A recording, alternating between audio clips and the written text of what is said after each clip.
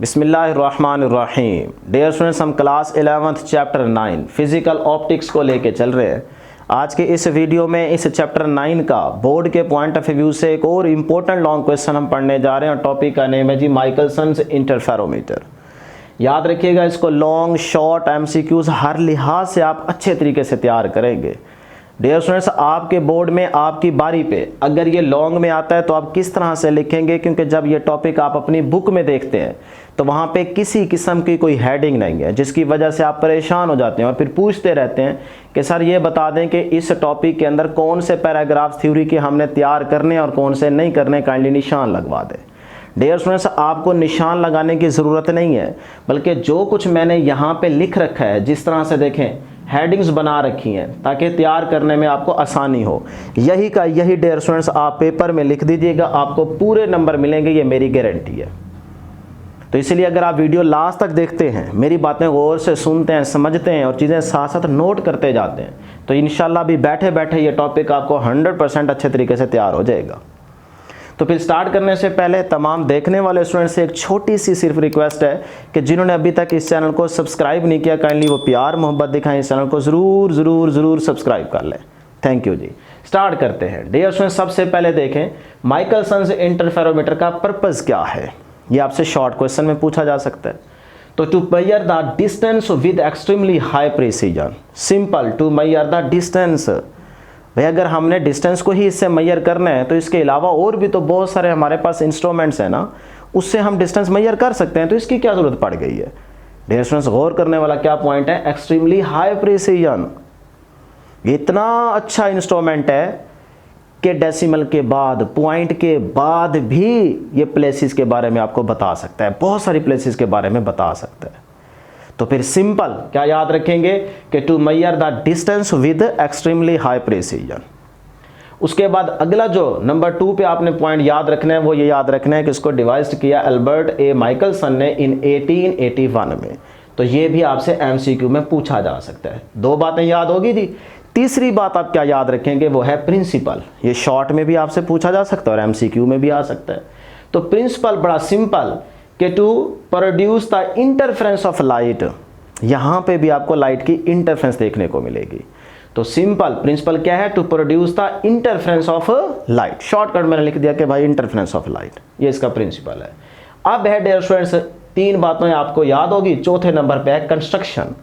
अब कंस्ट्रक्शन में जो कुछ मैंने यहाँ पे लिख रखा है ना, ये आप अपनी वर्डिंग में भी लिख सकते हैं। शर्त यह है कि आपको इस डायग्राम की समझ हो। जो कुछ आप यहाँ पे करते जाएंगे वही यहाँ से लिखना स्टार्ट कर देंगे और वर्किंग में भी वही चीज़ें लिख देंगे। तो मैं फिर पहले डायग्राम आपको समझाता हूँ, पूरी तवज्जो से आपने गौर से यहाँ पे डायग्राम को समझना है और फिर उन चीज़ों को आपने अपनी वर्डिंग में लिखना स्टार्ट कर देना है, वो मैं साथ साथ बताऊँगा।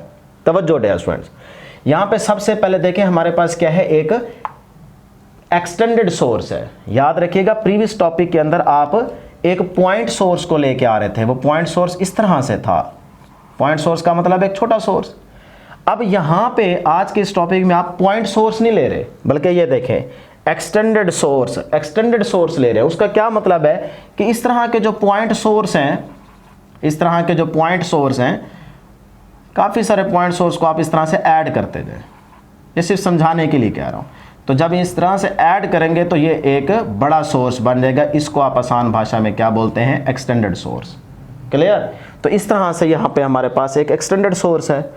तो इससे थोड़ी दूरी पे हमने यहाँ पे एक हाफ सिल्वर्ड ग्लास की प्लेट रखी हुई है जिसका नाम क्या है, G1।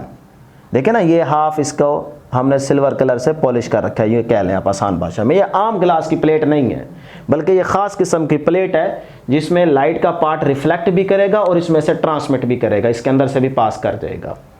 फिर इससे दूरी पे, थोड़ी दूरी पे हमने यहाँ पे एक और ग्लास की प्लेट रखी हुई है जिसका नाम क्या है, G2। क्लियर। यहाँ पे देखेंगे तो हमने एक M1 मिरर को प्लेस कर रखा है और ये मिरर मूवेबल है। इसी तरह डियर स्टूडेंट्स यहाँ पे भी एक मिरर प्लेस किया गया है M2। याद रखिएगा बुक के अकॉर्डिंग ये मिरर क्या है, फिक्स्ड, और ये मिरर क्या है, मूवेबल।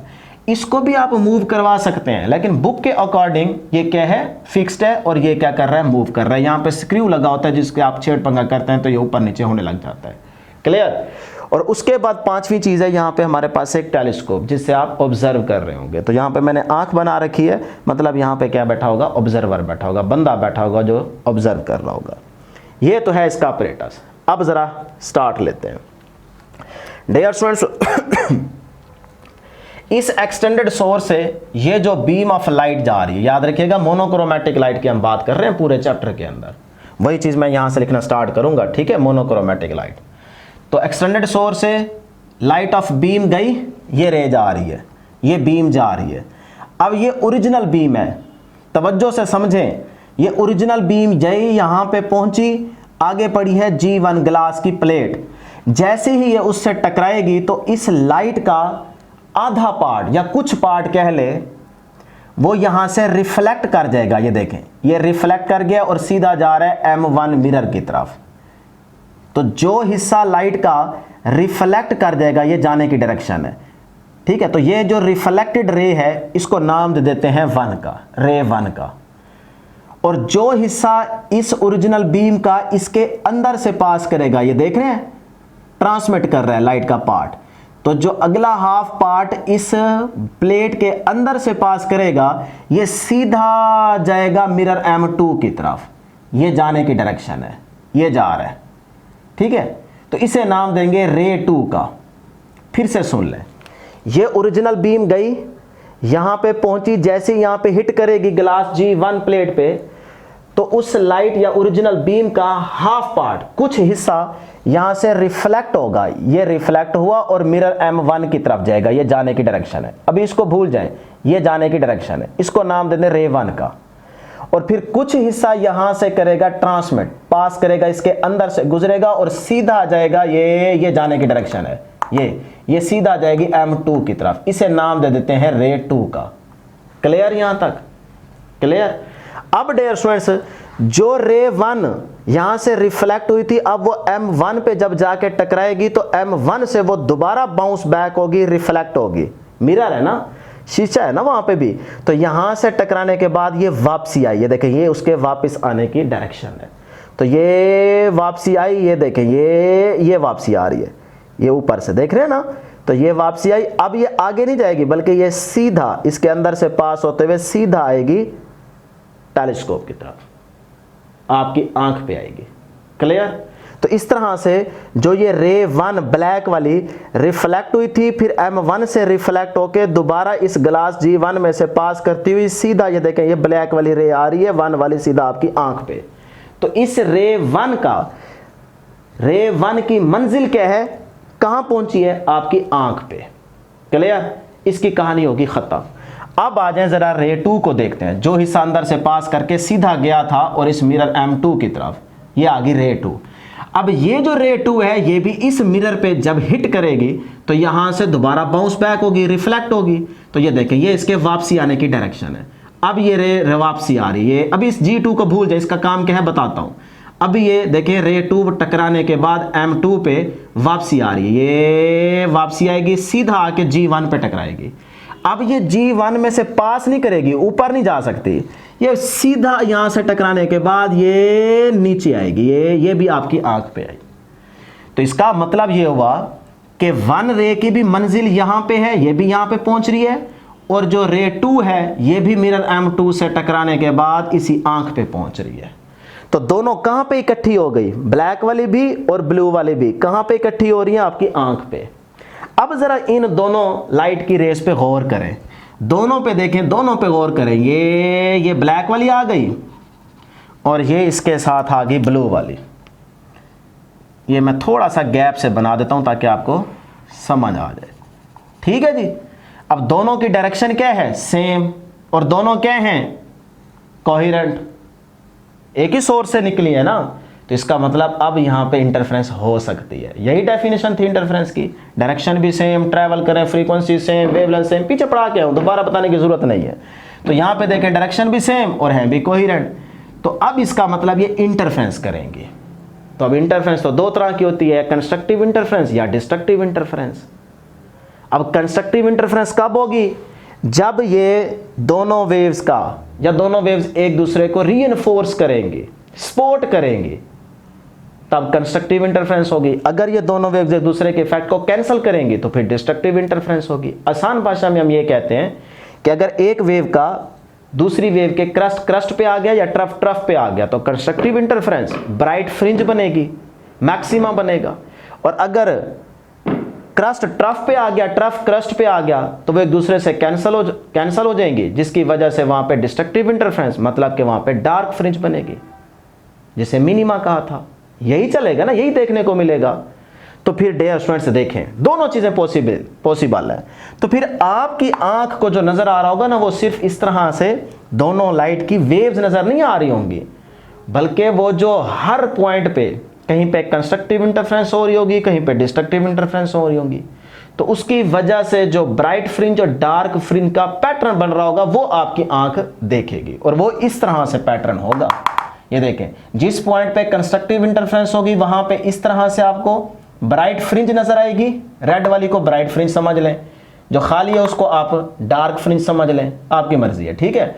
और जहां जिस पॉइंट पे डिस्ट्रक्टिव इंटरफेरेंस हो रही होगी दोनों वेव्स की, उस पे पॉइंट पे आपको डिस्ट्रक्टिव इंटरफेरेंस की वजह से डार्क फ्रिंज नजर आएगी। तो इस तरह का आपको आंख पे आपको पैटर्न दिखाई देगा, डार्क फ्रिंज का और ब्राइट फ्रिंज का। अब यहां पे इन दोनों लाइंस को आप इसी तरह से जहन में रखेंगे तो कभी भी आपको नहीं लगेगा कि कंस्ट्रक्टिव इंटरफेरेंस और डिस्ट्रक्टिव इंटरफेरेंस कैसे हुई है। जब आप इनको वेव्स बनाएंगे इस तरह से, देखें तो एक लम्हे के लिए मान लें कि ये ऐसे थी, और जो दूसरी ब्लू वाली आ रही है वो भी तो इसी तरह की होगी ना, ठीक है। ये मैं वैसे अभी अंदाजे से बना रहा हूं सिर्फ समझाने के लिए, बाकी आपको पता है, बनाने की जरूरत नहीं है पेपर में। अब देखें, या तो क्रस्ट ट्रफ पे आ रहा होगा या ट्रफ क्रस्ट पे, तो डिस्ट्रक्टिव इंटरफेरेंस बन जाएगी। या फिर क्या पॉसिबल है कि क्रस्ट पे आएगा, ट्रफ पे आएगा, तो कंस्ट्रक्टिव इंटरफेरेंस बन जाएगी। तो इस तरह से डियर स्टूडेंट्स आपके पास यहां पे एक आंख पे पैटर्न दिखाई दे रहा होगा, और वो होगा इस तरह से bright fringe dark fringe, bright fringe dark fringe, bright fringe dark fringe. तो इंटरफेरेंस आ गई। तो देखें प्रिंसिपल क्या था, to produce interference of light. तो यहां पे लाइट की इंटरफेरेंस हुई है कि नहीं हुई? हुई है। अब मैं असल बात बताता हूं कि ये जो कंपनसेटर प्लेट लगाई हुई है G2, इसका नाम है कंपनसेटर प्लेट। हमने लिखा हुआ है, अभी बताता हूं, रीड करके दिखाता हूं। अब ये हमने क्यों लगाई है, उसकी वजह यह है कि डियर स्टूडेंट्स कि ये जो लाइट की रेज दोनों यहां पे पहुंची है ना, इनके पाथ डिफरेंस में चेंज आ जाता है अगर हम ये प्लेट ना लगाएं तो। अगर ये प्लेट नहीं रखेंगे तो पाथ डिफरेंस में अच्छा खासा चेंज आ जाएगा, जिसकी वजह से वहां पे कंस्ट्रक्टिव और डिस्ट्रक्टिव इंटरफेरेंस का पैटर्न स्मूथली आपको नजर नहीं आएगा, या बनेगा ही नहीं, यूं कह लें। तो हमने उस पैटर्न को बिल्कुल क्लियर देखने के लिए क्या करना है कि पाथ डिफरेंस बराबर का करना है। अब वो एक ही सूरत में हो सकता है। इंपॉर्टेंट बात बता रहा हूं, जरा गौर से सुनिएगा। देखें डियर स्टूडेंट्स, इस ग्लास G1 वाली प्लेट में से जो आपके पास रे 1 है वो कितनी दफा पास कर रही है, ये आपने गौर से देखना है। देखें जी, ये ओरिजिनल बीम जा रही है, यहां से एक पार्ट क्या हो गया इसका, रिफ्लेक्टिव है ना। अब देखें, अगली बात जरा गौर से सुनिए मेरी, ये एक दफा इस G1 में से लाइट का पार्ट गुजरा, ये एक दफा गुजर गया। फिर इस G1 में से जब ये लाइट की रे ऊपर गई, फिर वापसी भी तो आई है ना। ये देखें, एक दफा ये और एक दफा ये लाइट का हिस्सा। तो इस G1 में से लाइट कितनी दफा यहां से अब तक गुजर चुकी है, 2 दफा, और एक दफा फिर गुजरेगी। और वो कौन सी होगी, जब ये इस मिरर से टकरा के वापसी आ रही है, वापसी। ये देखें, ये अब ये वापसी आई। अब जब ये वापसी आएगी डियर स्टूडेंट्स, तो इसका मतलब वो इसकी तीसरी बारी होगी इस प्लेट में से गुजरने की। तो इसका मतलब एक दफा ये, एक दफा ये, फिर ये टकरा के वापसी आएगी और इस तरह से यहां से नीचे आएगी। तो इस ग्लास G1 में से यहां पे आप देखें कि लाइट कितनी दफा गुजरी है, 3 दफा गुजरी है। क्लियर? अब अगर आप ये G2 नहीं रखते तो जो लाइट का हिस्सा यहां से पास किया और वो बिल्कुल सीधा चला गया मिरर M2 की तरफ, जिसे आपने रे 2 कहा है, तो वो तो इसका मतलब यहां से सिर्फ एक दफा गुजरा है। तो एक यहां G1 में से इस हिस्से को देखें तो 3 दफा, और वो तो फिर एक दफा, तो यहां पे कोई तरतीब बनेगी नहीं, तो पार्ट डिफरेंस में अच्छा खासा चेंज आ जाएगा। हम चाहते हैं कि यहां पे पाथ डिफरेंस में चेंज कम से कम है या बराबर हो जाए, तो फिर हमने यहां पर रखी एक कंपनसेटर, कंपनसेट करने के लिए, बराबर करने के लिए एक G2 प्लेट रखी। अब डियर स्टूडेंट्स देखते हैं, एक दफा जो हिस्सा यहां से ट्रांसमिट हुआ और आगे गया, वो पार्ट एक दफा यहां से गुजरा ग्लास G1 में से, फिर वो गया सीधा यहां G2 में से गुजरेगा। अब इसकी बारी कितनी होगी? 2। अब ये जो रे 2 गई सीधी मिरर M2 की तरफ, वहां से टकराने के बाद दोबारा आएगी तो इस G2 में से गुजरेगी।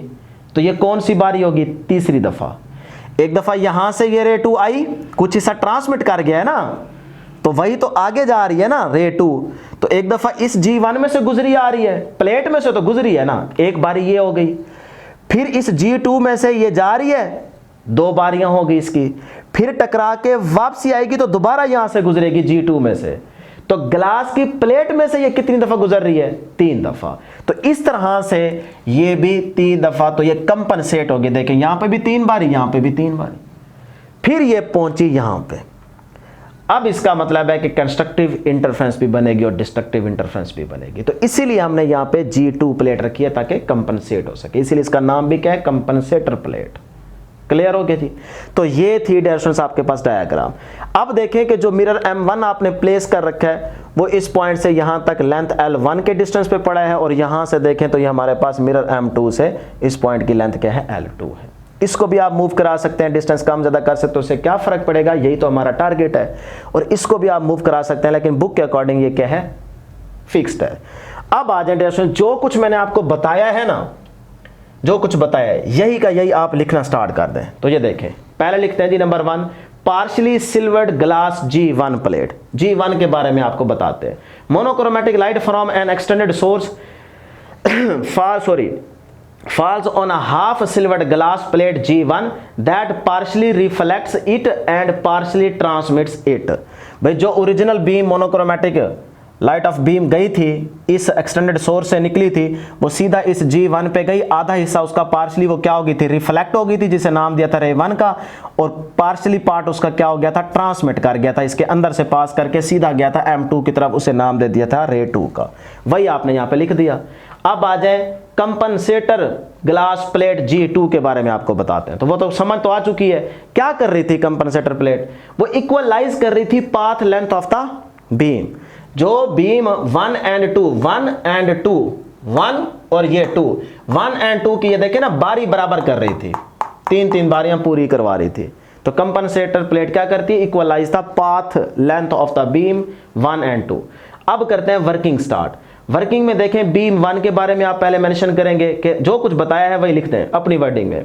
बीम 1 क्या कर रही है G? Reflected portion beam 1 which travel distance L1 to mirror M1 which reflects the beam back towards the G1 and finally arrives the observer's eye. यानी कि हमने लिख दिया है कि जो पार्ट रिफ्लेक्टेड रे का था वो M1 से टकराने के बाद इस G1 में से पास होता हुआ सीधा आखिरकार कहाँ पे पहुंच गया? आंख पे पहुंच गया, ऑब्जर्वर आई पे पहुंच गया, वही लिख दिया। उसके बाद बीम 2, ये बीम 2 जा रही है, इसको भी आप इसी तरह से लिख दें कि भाई इसमें से कुछ हिस्सा पार्शली जो G1 में से पास करके सीधा गया था M2 की तरफ, वो वहां से टकराने के बाद दोबारा आया, वो भी आंख पे आया, मंजिल की तरफ आ गया, वही यहाँ पे लिख देंगे। उसके बाद जब आप यहाँ पे बैठे हैं ऑब्जर्वर, तो इसने क्या देखा? इसने देखा डियर स्टूडेंट्स कि 2 बीम्स जिनकी डायरेक्शन भी सेम है और वो हैं भी कोहेरेंट, तो फिर वो क्या करेंगी? इंटरफेरेंस करेंगी। तो to produce the interference effect, और वो कंस्ट्रक्टिव इंटरफेरेंस भी होगी, डिस्ट्रक्टिव इंटरफेरेंस भी होगी। तो उसने फिर क्या देखा? उसने देखा series of parallel interference fringes, कि उसने इस तरह से एक सीरीज देखी पैरेलल फ्रिंजेस की, जिसमें ब्राइट फ्रिंजेस भी थी और डार्क फ्रिंजेस भी थी। कहानी खत्म।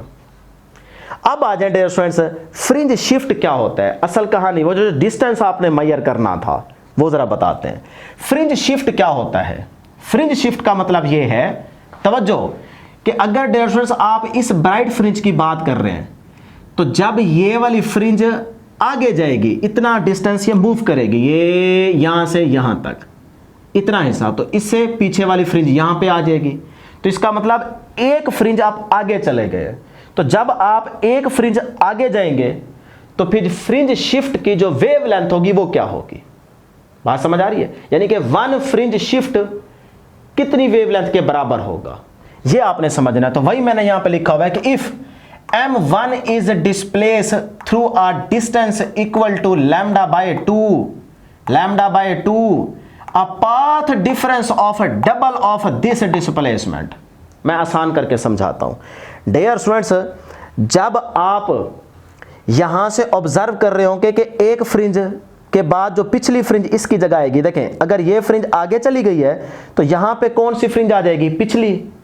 तो एक फ्रिंज शिफ्ट हुआ, तो जब एक फ्रिंज शिफ्ट यहां से आता है तो 1 लैम्डा बनता है, वेवलेंथ क्या होगी, लैम्डा। 1 फ्रिंज शिफ्ट जब आता है ब्राइट से ब्राइट, एक फ्रिंज शिफ्ट आया तो 1 फ्रिंज शिफ्ट पे वेवलेंथ आती है लैम्डा, ये याद रख ले, नहीं भूलना। तो जब 1 फ्रिंज शिफ्ट पे वेवलेंथ आती है लैम्डा, तो 2 फ्रिंज शिफ्ट पे 2 लैम्डा, 3 फ्रिंज शिफ्ट पे 3 लैम्डा। तो जब ये 1 फ्रिंज शिफ्ट पे लैम्डा वेवलेंथ आई तो मिरर ने कितना डिस्टेंस कवर किया होगा, मिरर ने कितना डिस्टेंस ट्रैवल किया होगा, आगे पीछे हुआ होगा, वो डिस्टेंस आपको मालूम करना है। वो आप डायरेक्ट मालूम नहीं कर सकते, आप तो स्क्रू की हेल्प से इसको आगे पीछे कर रहे हैं ना, लेकिन आपने यहां से ऑब्जर्व करना है कि जब आप फ्रिंज को आगे जाता हुआ देखेंगे तो उस हिसाब से आपने बताना होगा कि मिरर कितना मूव कर चुका है आगे। बात समझ आई? तो फिर यहां पे गौर करना है कि जब एक ब्राइट फ्रिंज का शिफ्ट आएगा, चेंज आएगा, आगे हो जाएगी, तो फिर आपने समझ आना है कि वेवलेंथ कितनी है, लैम्डा। लेकिन मिरर कितना डिस्टेंस कवर कर गया होगा, वो इसका आधा कर गया होगा। ये जहन में रट्टा मार लें या याद रख लें, भूलनी नहीं है बात कि जब 1 फ्रिंज शिफ्ट आता है, जो कि यहां से आप देख रहे होंगे, तो उस पे मिरर जो डिस्टेंस कवर करता है वो इसका हाफ करता है। तो 1 फ्रिंज शिफ्ट का अगर चेंज आया है तो इसका मतलब होगा वेवलेंथ लैम्डा है, और अगर वेवलेंथ लैम्डा है तो मिरर ने कितना डिस्टेंस कवर किया होगा, वो लैम्डा बाय 2 किया होगा, मतलब इसका हाफ किया होगा। तो वही चीज यहां पे लिखी हुई है, देखें मिरर m1 का जो डिस्टेंस या displacement through a distance equal to किसके बराबर है, लैम्डा बाय 2। तो उस पे फ्रिंज शिफ्ट कितना आएगी, वो डबल हो जाएगी, वो हो जाएगी लैम्डा। तो आप आसानी से समझ लें कि 1 फ्रिंज शिफ्ट अगर लैम्डा है तो मिरर डिस्टेंस इसका आधा कवर करेगा, तो वो बन जाएगा लैम्डा बाय 2। तो यहां पे लिख देते हैं कि मिरर ने डिस्टेंस कवर किया लैम्डा बाय 2। यही बात मैंने ऊपर लिखी हुई है, ठीक है जी यहां तक। अब आ जाए डियर, हमारे पास कोई एक ऐसा फार्मूला होना चाहिए कि जिस फार्मूले से हम आसानी से बता सकें कि कितनी फ्रिंज शिफ्ट का चेंज आ रहा है, उसके हिसाब से मिरर कितना डिस्टेंस कवर करता जा रहा है। तो वो जो फार्मूला है ना लेंथ को, डिस्टेंस को मेजर करने के लिए, वो आपने याद रख लेना है, वो है L is equal to m lambda by 2। ये फार्मूला डियर स्टूडेंट्स आपने याद रख लेना है, ये आपकी बड़ी हेल्प करता है इस टॉपिक के अंदर। माइकलसन इंटरफेरोमीटर का लीस्ट काउंट भी आप यहीं से कैलकुलेट करते हैं, वो भी आपको बताता हूं। अब m इसमें क्या है डियर स्टूडेंट्स, m इसमें है फ्रिंज शिफ्ट, जितना भी आ रहा है, 1 आ रहा है, 2 आ रहा है, 3 आ रहा है, 4 आ रहा है, उसकी वैल्यू पुट कर देंगे। और लैम्डा आपको पता है वेवलेंथ है, और ये आपके पास L क्या है, ये है आपके पास डिस्टेंस फ्रॉम द मिरर, या कह लें कि distance moved from the mirror. तो अब आ जाए डियर स्टूडेंट्स, इस फार्मूले से ना हम लीस्ट काउंट निकालते हैं, मतलब कि वो जो एक मिनिमम वैल्यू, छोटी से छोटी वैल्यू मालूम करनी है, वो कैसे करनी है। क्या लिखा था जी, एक्सट्रीमली हाई प्रिसीजन। तो वो जरा चेक करते हैं। Very precise length measurement, mirror M1, भाई M1 मिरर कम से कम छोटे से छोटा डिस्टेंस कितना वो कवर कर सकता है, तो वो याद रखिएगा वो कर सकता है लैम्डा बाय 4। अब ये लैम्डा बाय 4 वो डिस्टेंस जो कवर कर चुका होगा, ये आखिरी हद है, छोटे से छोटा, बहुत छोटा डिस्टेंस है। तो इस पे जो आपके पास फ्रिंज शिफ्ट आया होगा, जैसे 1 फ्रिंज शिफ्ट आया लैम्डा, तो मिरर ने डिस्टेंस कवर किया लैम्डा बाय 2। अब वो कह रहा है अगर मिरर मूव M1 कर सकता है, कम से कम डिस्टेंस कवर कर सकता है, तो वो है लैम्डा बाय 4। लेकिन ये कब आया होगा, जब फ्रिंज शिफ्ट कितना चेंज आया होगा, हाफ। उस हाफ से मुराद क्या है कि अब ब्राइट से ब्राइट नहीं, ब्राइट से डार्क, ब्राइट से ब्राइट आया तो वो तो लैम्डा बन जाएगा, एक वेवलेंथ बन जाएगी। अब देखें कम से कम कितना शिफ्ट हो सकता है, तो ब्राइट के फौरन बाद देखें ब्लैक आ गया, डार्क आ गया। तो ब्राइट फ्रिंज के फौरन बाद क्या है, डार्क फ्रिंज। तो अब ये लैम्डा ना हुआ, लैम्डा तब होता है जब ब्राइट से ब्राइट आए तो एक वेवलेंथ बनती है, समझ रहे हैं। अब कम से कम देखें फ्रिंज शिफ्ट कितना आ सकता है, ब्राइट के फौरन बाद क्या है, डार्क, तो डार्क आ सकता है, तो इसका मतलब अब हाफ हो जाएगा। तो ब्राइट से ब्राइट लैम्डा है, तो ब्राइट से डार्क हो जाएगा लैम्डा का हाफ, तो लैम्डा बाय 2। तो फिर ये देखें, ये किधर लिखा है जी, ये आ गया। फ्रिंज शिफ्ट अगर लैम्डा बाय 2 है तो मिरर कम से कम डिस्टेंस कवर करेगा, वो क्या होगा, लैम्डा बाय 4। बड़ी ही इंपॉर्टेंट बात है, क्लियर होगी जी। अब आ जाए डियर स्टूडेंट्स, आपके पास जो कम से कम वेवलेंथ जिस कलर की है, लाइट के कलर की, वो है ब्लू लाइट। वो कितनी होती है जी, lambda is equal to 400 nanometre. तो ये भी आप यहाँ पे मेंशन करेंगे, एमसीक्यू के लिए तैयार करेंगे। अब यही वैल्यू अगर आप सारे के सारे इस फार्मूले में पुट कर देंगे तो आपके पास लीस्ट काउंट आ जाएगा 100 नैनोमीटर। कैसे आता है देखें, एम फ्रिंज शिफ्ट, इसकी जगह आप वैल्यू पुट कर दें, 1 है, 2 है, 3 है, जितनी भी है, मान हमने इसके अकॉर्डिंग देखनी है ना, कम से कम। ये देखें वेरी प्रीसाइज लेंथ मेजरमेंट, तो फ्रिंज शिफ्ट कितना है, लैम्डा बाय 2। तो यहाँ पे एक लम्हे के लिए आपको करके दे देते हैं, तो एम की जगह क्या आ जाएगा, लैम्डा बाय 2। आगे डियर स्टूडेंट्स हमारे पास, बल्कि देखें ये तो हमने डायरेक्ट आपको बताया है ना, तो वैसे फ्रिंज शिफ्ट कितना है, हाफ, तो यहाँ पे आप लिखें हाफ 1/2, और आगे जो आपके पास लैम्डा बाय 2 है एज इट इज। अब ये बन गया लैम्डा बाय 4, तो ये देखें प्रूफ भी हो गया कि मिरर डिस्टेंस करेगा लैम्डा बाय 4। अब आ जाए इसके अंदर, जब आप वैल्यूज पुट करेंगे तो लैम्डा की वैल्यू कितनी है, 400 नैनोमीटर, वो यहाँ पे पुट करें 400 नैनोमीटर डिवाइड बाय ये वाला 4 एज इट इज, ये इससे कैंसिल, तो ऊपर क्या रहेगा 100 नैनोमीटर। तो ये देखें ये 100 नैनोमीटर आ गया। तो यही आपके पास इसका क्या है, लीस्ट काउंट है। आखिरी बात करने लगा हूं और वो है स्टैंडर्ड मीटर की। तो स्टैंडर्ड मीटर में अगर आप रेड कैडमियम लाइट की बात करते हैं तो इसमें जो लाइट की वेवलेंथ आती है वो 1 मीटर, स्टैंडर्ड मीटर की बात कर रहे हैं ना, तो 1 मीटर इज इक्वल टू होगा 1553163.5 वेवलेंथ ऑफ दिस लाइट। यानी कि 1 मीटर की जो वेवलेंथ बनती है वो तकरीबन इतनी बनती है स्टैंडर्ड मीटर के अंदर, 1553163.5। देखें कितनी ज़बरदस्त तरीके से उसने बहुत ही हाईली प्रिसाइज वैल्यू को मेजर किया है। तो ये थी डियर स्टूडेंट्स हमारे पास माइकलसन्स इंटरफेरोमीटर के टॉपिक की डिस्कशन। उम्मीद करते हैं कि आपको हर एक पॉइंट क्लियर हो गया होगा। इसका आप स्क्रीनशॉट ले लें, फिर इसको बैठ के आपने नोट कर लेना है, और यहाँ पे आपको कोई प्रॉब्लम हो या आप कोई बात भूल चुके हो तो आपने वीडियो को